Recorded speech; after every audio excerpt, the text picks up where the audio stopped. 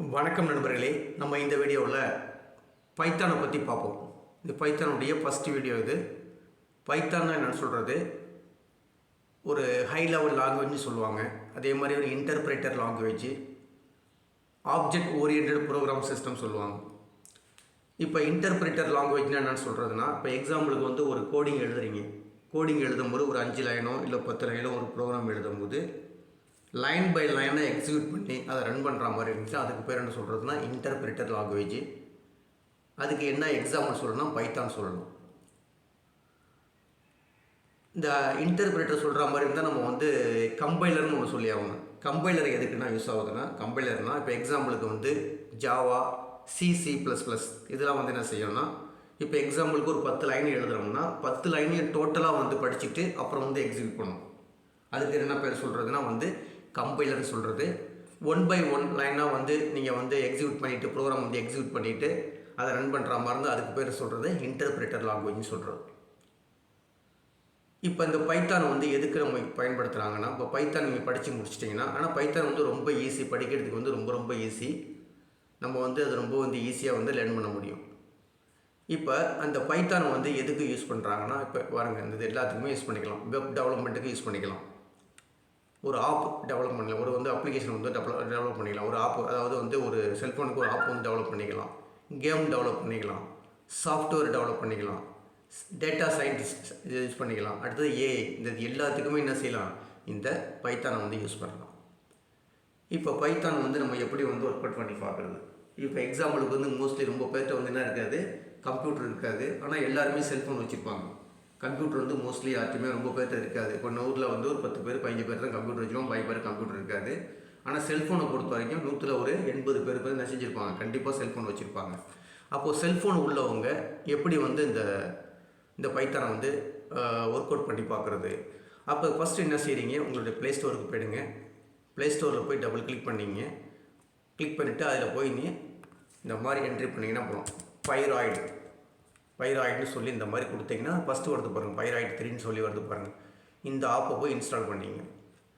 நான் ஆல்ரெடி வந்து இன்ஸ்டால் பண்ணதுனால இங்கே வந்து எனக்கு ஓப்பன் காட்டுது. ஓப்பன் கொடுத்து உள்ளே போயிடுவேன். நீங்கள் வந்து இந்த பைராய்டு 3ங்கிறத வந்து இன்ஸ்டால் பண்ணிங்க. இன்ஸ்டால் பண்ணி முடித்த பிறகு இப்போ உங்களுடைய சிஸ்டத்தில் பாருங்கள், இந்த இடத்துல இருக்கும். அதாவது உங்களுடைய செல்ஃபோனில் இந்த இடத்துல இருக்கும் பாருங்கள். அதை போய் டபுள் கிளிக் பண்ணிங்க. டபுள் கிளிக் பண்ணிங்கன்னா இந்த மாதிரி ஓப்பன் ஆகிடும். இன்டர்ஃபேஸ் வந்து இந்த மாதிரி தான் ஓப்பன் ஆகும். இதில் தான் நம்ம வந்து ஒர்க் அவுட் பண்ணி பார்க்க போகிறோம். இப்போ இந்த ஏரியாவில் தான் என்ன செய்ய போகிறோம், ஒர்க் அவுட் பண்ணி பார்க்க போகிறோம். இப்போ ஃபஸ்ட்டு நீங்கள் பைத்தான் நம்ம என்ன பார்க்க போகிறோம்னா, இப்போ வந்து ஒரு அப்ளிகேஷனை வந்து என்ன செஞ்சாச்சு, இன்ஸ்டால் பண்ணியாச்சு. இன்ஸ்டால் பண்ணிவிட்டு அதை ஓப்பன் பண்ணியாச்சு. ஓப்பன் பண்ணால் இந்த மாதிரி ஒரு இன்டர்ஃபேஸ் வந்து இந்த மாதிரி இருக்குது. இப்போ இந்த இடத்துல நம்ம வந்து பைத்தானை வந்து ரன் பண்ணி பார்க்க போகிறோம். அதாவது கோடிங் எழுதி அதை ரன் பண்ண போகிறோம். இப்போ எக்ஸாம்பிளுக்கு வந்து ஒரு பிரிண்ட் ஸ்டேட்மெண்ட், ஒரு பிரிண்ட் சொல்லி உள்ள ஒரு கொட்டேஷனுக்குள்ளே நம்ம என்ன கொடுக்குறோமோ அதை நமக்கு வந்து அவுட்புட்டாக காட்டும். அதை எப்படி பார்ப்போம். இப்போ இந்த பிரிண்ட் வந்து யூஸ் பண்ணும்போது 2 விதமாக யூஸ் பண்ணலாம். ஒன்று வந்து கொட்டேஷனுக்குள்ளே சிங்கிள் கோட்டில் கொடுக்கலாம், அதே மாதிரி டபுள் கோட்டில் கொடுக்கலாம். இப்படி 2 இது கொடுத்தாலும் எடுத்துக்கும். ஆனால் ஒரு இடத்துல சிங்கிள் கோட்டு கொடுத்து இன்னொரு இடத்துல வந்து டபுள் கோட்டு கொடுத்தீங்கன்னா எடுத்துக்காது. இப்போ எக்ஸாம்பிளுக்கு பாருங்கள். இப்போ எனக்கு வந்து ஒரு சென்டென்ஸ் ஒன்று டைப் பண்ண வச்சிங்களேன்.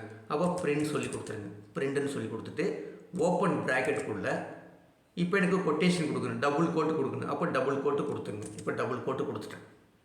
கொடுத்துட்டு இதில் போய் ஏதோ ஒரு சம்திங் டைப் பண்ணுறீங்க. இப்போ எக்ஸாம்பிளுக்கு மை ஃபஸ்ட்டு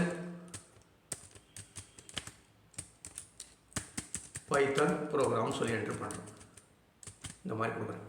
கொடுத்துட்டு இப்போ இந்த ப்ரோக்ராமை போய் ரன் பண்ணுறேன். அப்போ லாஸ்ட்டில் அப்படி வச்சுக்கிங்க. இந்த கஷ்டம் பிரிண்ட் சொல்லி கொடுத்துட்டு டபுள் கோட்டுக்குள்ளே, நல்லா பார்த்துங்க, டபுள் கோட்டுக்குள்ளே ஏதோ சம்திங் டைப் பண்ணிவிட்டு ப்ராக்கெட்டை க்ளோஸ் பண்ணிவிட்டேன். இப்போ இதை போய் ரன் பண்ணுறது இந்த கீழே இருக்குது பாருங்கள், இந்த டாட் அப்படி கிளிக் பண்ணிங்கன்னா உடனே உங்களுக்கு ரன் பண்ணி சொல்லணும். இப்போ என்ன சொல்லுது, ப்ரோக்ராம் ஃபினிஷ்னு கீழே வருது. மேலே வந்து அவுட்புட் காட்டுது, மை ஃபஸ்ட்டு பைத்தான் ப்ரோக்ராம். ஏன் காட்டுதுன்னா, இந்த கொட்டேஷனுக்குள்ளே நீங்கள் என்ன கொடுக்குறீங்களோ அதை அப்படியே அவுட்புட்டாக சொல்லணும். அதான் அதனுடைய வேலை.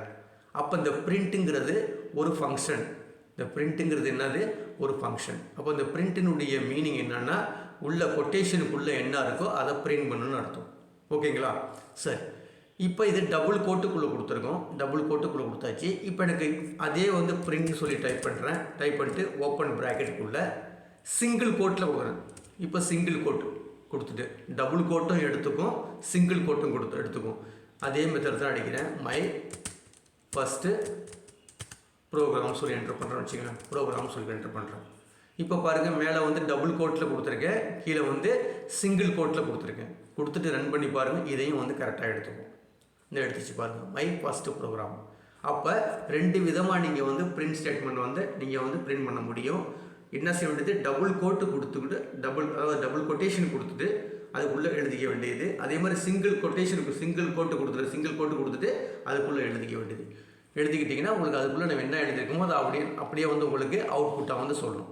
சரிங்க. இப்போ ஒரே லைனை 2 மடக்கி அடிக்கிறேன்னு வச்சுக்கலாம். இப்போ எக்ஸாம்பிளுக்கு பாருங்கள், இந்த மாதிரி இப்போ பிரிண்ட் சொல்லி கொடுக்குறேன். கொடுத்துட்டு ஓப்பன் ப்ராக்கெட்டுக்குள்ளே இப்போ இந்த சிங்கிள் கோட்டையே 3 நட கொடுக்குறேங்க. 1 2 3 நட கொடுத்துட்டேன்.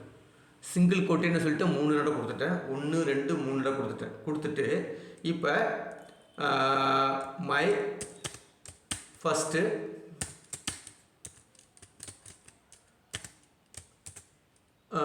ஃபஸ்ட்டு ப்ரோக்ராம் சொல்லுகிறேன். ப்ரோக்ராம் சொல்லி கொடுத்துட்டு மை ஃபஸ்ட்டு ப்ரோக்ராம் பைத்தான் சொல்லி கொடுத்துருக்கலாம். பைத்தான் இந்த மாதிரி கொடுத்துட்டு இப்போ இங்கே ஒரு சிங்கிள் கோட்டு 3 நட கொடுத்துட்டேன். 3 நட கொடுத்துட்டு இப்போ என்ன செஞ்சுருக்கேன், இங்கே ஒரு சிங்கிள் கோட்டு 3 நட கொடுத்துருக்கேன். அதே மாதிரி பின்னாடி ஒரு 3 நட கொடுத்துருக்கேன். இப்போ எனக்கு இந்த இடத்துல கர்சரை இங்கே வச்சுக்கிட்டு ஒரு என்ட்ரு ஒன்று கொடுத்துட்டேன். இந்த மாதிரி கொடுத்துருக்கேன். இப்போ இதை பிரிண்ட் பண்ணிவிட்டு ஃபஸ்ட்டு ஒரு 3 சிங்கிள் கோட்டு கொடுத்துருக்கேன். அதே மாதிரி லாஸ்ட்டில் ஒரு 3 சிங்கிள் கோட்டு கொடுத்துட்டு இதை போய் ரன் பண்ண போகிறேன். இப்போ ரன் பண்ணுறேன்னு வச்சிங்களேன். இப்போ என்ன செய்யுதுன்னா ஆட்டோமேட்டிக்காக ஃபஸ்ட்டு மாதிரி மை ஃபஸ்ட்டு ப்ரோக்ராம் பைத்தான் சொல்லி 2 மடக்கி அடிச்சிருச்சு. இதில் என்ன உங்களுக்கு புரியுதுன்னா, இந்த மாதிரி லைன்ஸை ஒரு லைனை போட்டு அதுக்குள்ளே ஒரு லைனில் இந்த மாதிரி கொடுத்துட்டு இது அடுத்த லைனுக்கு வர்ற மாதிரி இருந்தால் இந்த மாதிரி ஜஸ்ட் ஒரு என்ட்ரு கொடுத்துட்டு 3 நட ஃபஸ்ட்டு சிங்கிள் கோட்டு கொடுக்கணும். 3 நட சிங்கிள் கோட்டு கொடுத்துருங்க. அதே மாதிரி லாஸ்ட்லேயும் 3 நட சிங்கிள் கோட்டு கொடுத்துட்டு இந்த மாதிரி மடக்கி அடிச்சிங்கன்னா உங்களுக்கு ஆட்டோமேட்டிக்காக என்ன செஞ்சிடும், இந்த இடத்துல உங்களுக்கு ஆன்சர் இங்கே எப்படி கொடுத்துருக்கீங்களோ அந்த மாதிரி வந்துடும். ஓகேங்களா? அப்போ இதை மட்டும் ஒர்க் அவுட் பண்ணி பாருங்கள். இப்போ என்ன செஞ்சுருக்கோம், அதாவது பைத்தான் ஒர்க் பண்ணுறதுக்கு ஒரு ஆப்பை வந்து டவுன்லோட் பண்ணி அதை வந்து ஓப்பன் பண்ணியிருக்கோம். ஓப்பன் பண்ணிவிட்டு பிரிண்ட்டுங்கிற சொல்லி ஒரு ஸ்டேட்மெண்ட்டை பற்றி பார்த்துருக்கோம். இந்த பிரிண்ட் கொடுத்துட்டு டபுள் கோட்டுக்குள்ளே எழுதுறது அவுட்புட்டில் வரும். அதே மாதிரி சிங்கிள் கோட்டுக்குள்ளே எழுதுறது அவுட்புட்டில் வரும். சிங்கிள் கோட்னா 2 சைடுமே சிங்கிள் கோட்டு கொடுக்கணும். அதே மாதிரி டபுள் கோட்டு கொடுத்தீங்கன்னா 2 சைடுமே டபுள் கோட்டு கொடுக்கணும்.